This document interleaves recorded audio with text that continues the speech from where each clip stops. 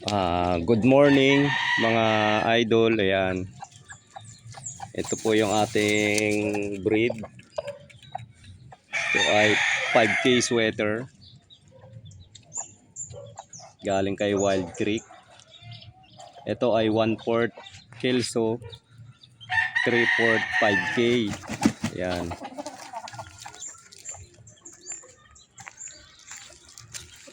Tapos yun naman, itong babae. Ayan, yung babae na yan. Galing sa kay Daryl Castillo. 5K sweater na galing kay Red. Ayan. Ngayon pa lang siya umitlog. Kasi nilagay ko siya sa battery cage. Hindi siya umiitlog, tumaba kahit maintain lang yung pakain natin. Pero nung binaba ko siya, itinali ko.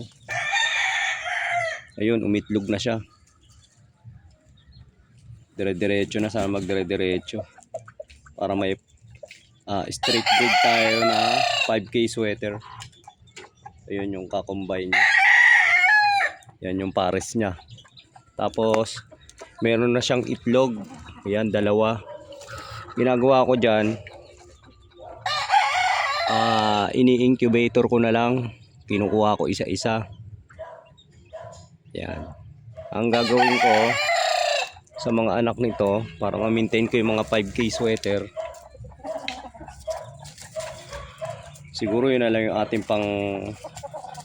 pang-exam, yung mga magiging anak nila. Pero kung may gustong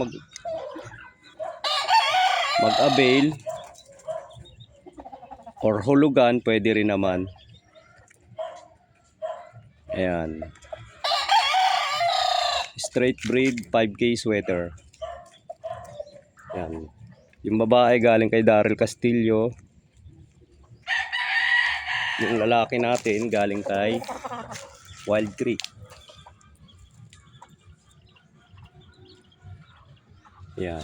Wala po siyang leg band kasi ang may leg band daw nila is yung tag 35,000 na brood cup.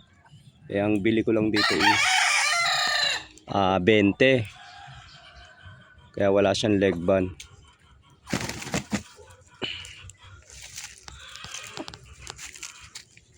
Kasi ito ay 3/4 5K lang, 1/4 Kelso.